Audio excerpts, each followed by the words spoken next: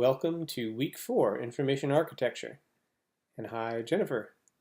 I'm not going to read everything to you, just go over the basics. So please do read this carefully. First thing you do is watch the video. Second thing you do is read the overview. And then the third thing you do is whatever the overview tells you to do. No more forum posts and comments unless you want to make them.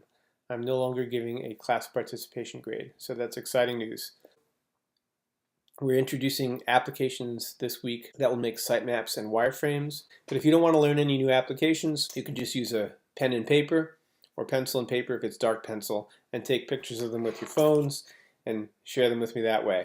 However, I strongly recommend if you want to impress your clients now or in the future that you learn to use software that makes these things. So the first thing you're going to do when you're done reading this overview document is to read these two readings.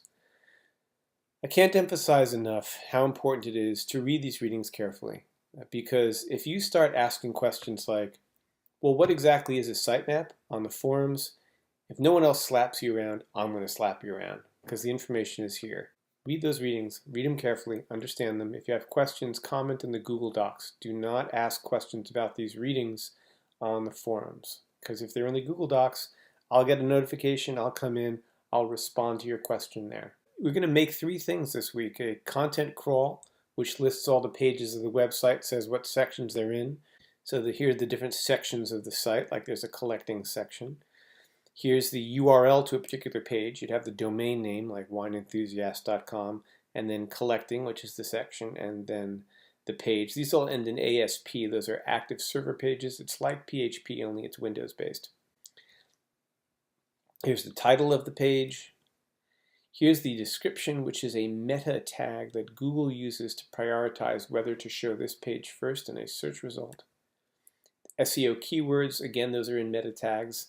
And they really don't tell Google a whole lot. They more tell you when you're building the page what kind of content you should have on that page, because clearly that page was designed to be found for the SEO keyword that you put into the meta tags. And I know I just lost everybody in that. That's okay. It's not something you need to know now. Web crawler is a program that goes through a page and gets all this information and turns it out. If you're doing be2be.com, there's like 7 pages in it. You don't need to use a web crawler. You can just look at the page. Here's the URL. Here's the title. Here's a little thing about it. But if you're going to go to a client's old site and ask yourself, what's in this site that I need to go and convert to a new site, you want to use a crawler. There's stuff you may not find through the menus. In the old days, these crawlers were online. You could just run them. But now all the online crawlers use XML. And we want CSV, comma-separated values. So we're going to have to download a program to do that. Google has an old program that you're going to see on the overview page. And then there's other better ones, but I don't know which one you want to download, so just going to mention that.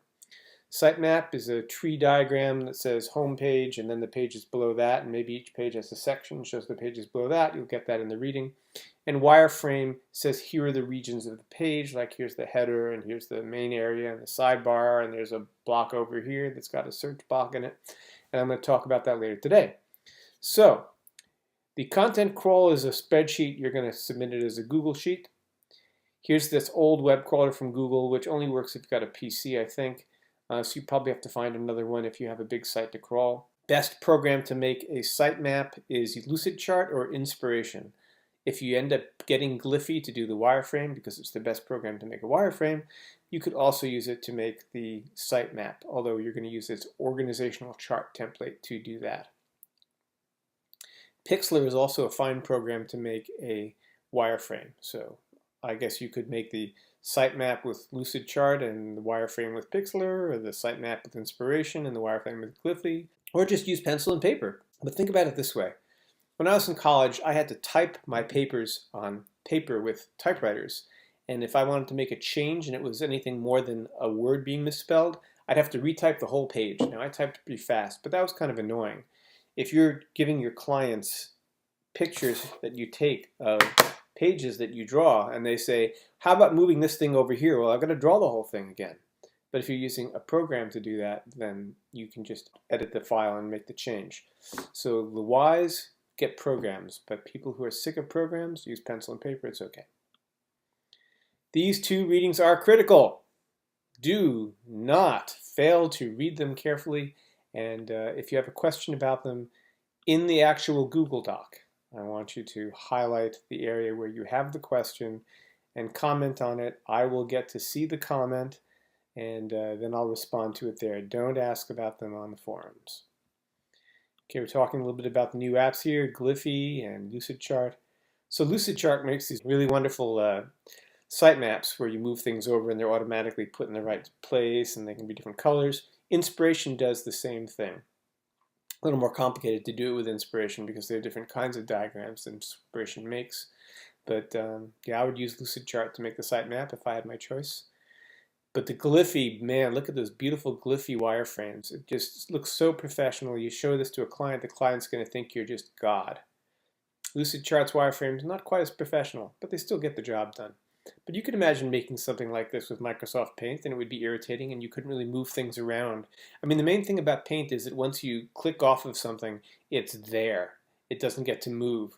Something like Pixlr or even Photoshop, things are in different layers, and you can move them around afterwards. You have your native file, which is a big file, and then you export it every now and then and share this exports with the clients. But you probably all know that because you've done that kind of thing before.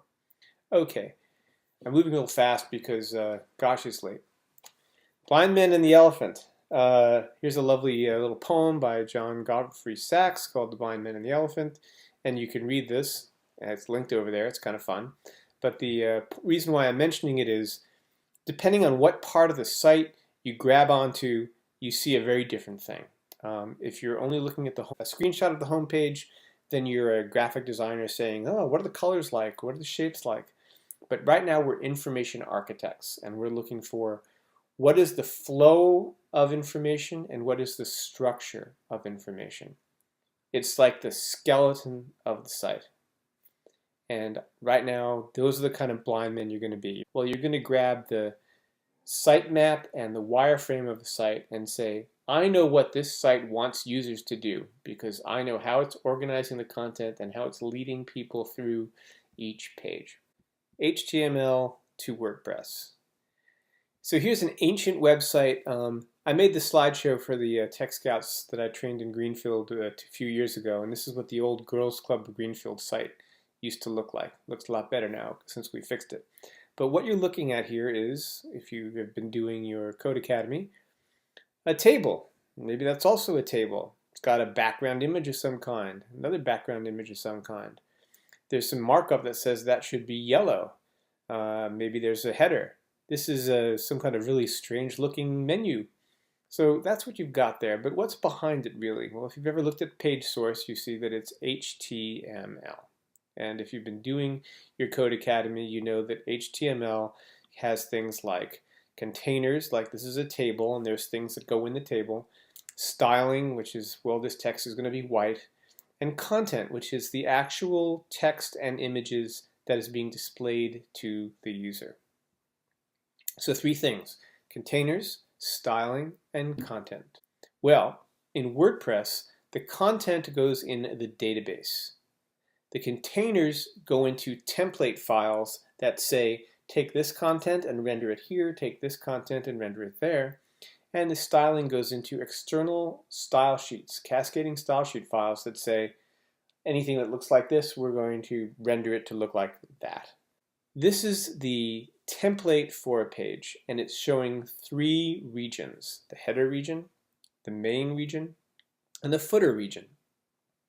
And inside the header region, there are some blocks. There's a logo, there's the title, and there's a menu bar, also known as a navigation bar.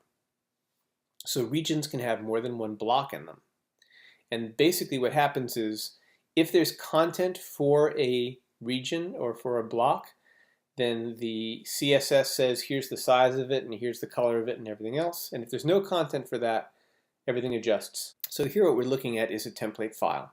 The HTML template is the template for the entire site. Pretty much every page is going to be whatever that code is. Most pages will probably be the same, but some will be different. Here's the header region.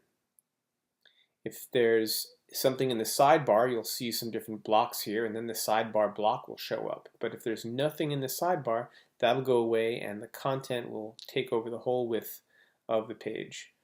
You might have the main content, and then maybe you've got some comments underneath that main content. And there's your footer, which might have a text version of your menu, might have some disclaimers.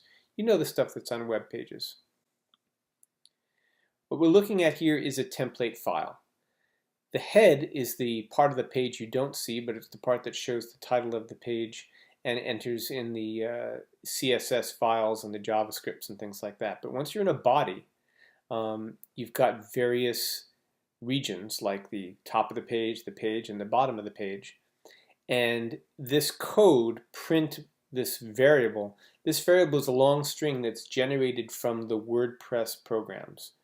And the WordPress programs are calling the database to pull content out, and they're doing other things to it as well, so that by the time your content gets to this template and gets stuck in, it's very, very well formatted. So different pages might have different templates, but that's what a template is, really. So if we're going to convert an HTML page or an HTML site to WordPress, we have to analyze the pages, and we have to say what regions are in each page. And which of these regions has content that we need to export? Or maybe we're just going to copy and paste it from the page to WordPress. That's probably what most of you are going to do.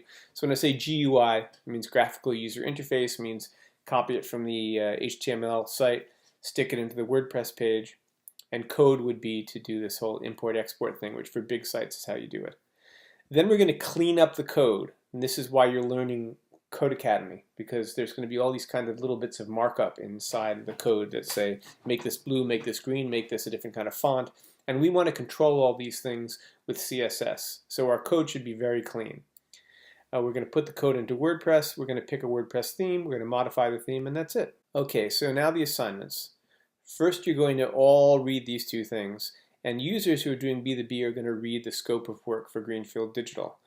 You're going to actually be doing stuff with that next week, so very important that you read that a number of times. This is the first time you're going to be reading it. Other people might find it interesting as well because it's pretty much the story of this course and the story of me.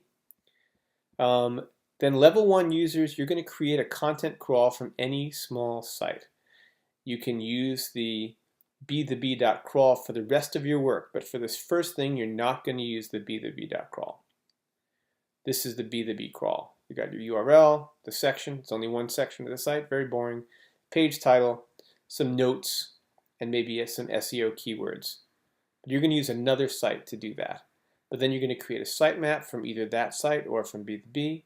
You create a wireframe based on the current B2B homepage, and I'm hinting that there's 5 regions and 4 sidebar blocks in B2B. So can you find those?